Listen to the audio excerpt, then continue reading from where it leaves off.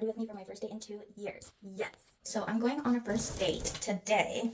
I haven't gone on a first date in 2 years because I was emotionally jaded from my last time I dated, and I just didn't want to put myself through that again. And so I took a break for a year. I did not go on any dates in 2024. I was all by my lonesome. And so now it's 2025 and I'm getting lonely and I'm getting bored because I'm in a new city, don't really know anybody. I'm getting to the age where lots of people are coupled up, so might as well see what's out there, right? So I'm not at all trusting of men, just for obvious reasons. And so I have been watching a lot of true crime in the past year of singleness, and I was skeptical because this guy's photos, he told me he has no social media, so I'm gonna leave him. And I'm going to say, he says he has no social media, so I think that's a red flag. Because honestly, in this day and age, it's really weird if you don't have social media. What do you mean? You don't get the urge to scroll? Nobody in your life ever sends you a meme?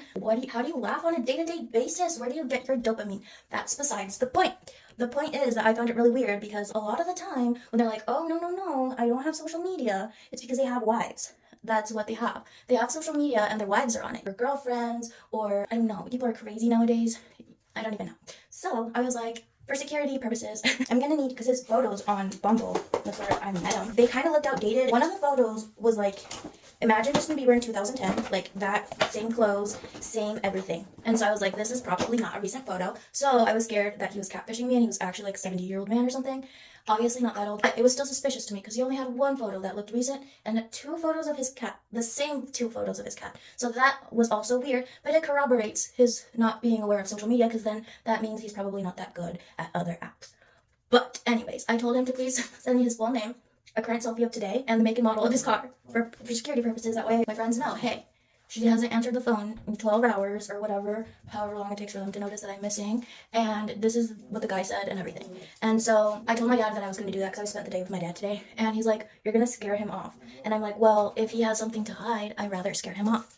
And he's like, true, I like your tactic. And so Dad approved. And then he sent me everything I asked and more, which was kind of cute, but that's a green flag because he's like, I totally get it. You're concerned about your safety and whatever. And so that was cool. I have 0 expectations. I'm doing this because I'm pushing myself to socialize, actually.